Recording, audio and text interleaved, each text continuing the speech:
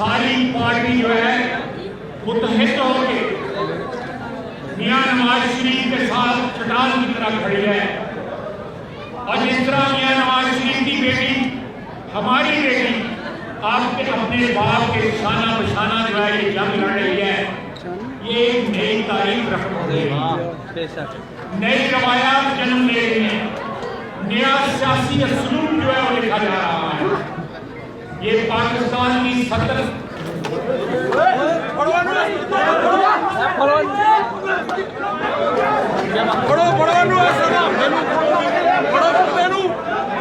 कुत्ते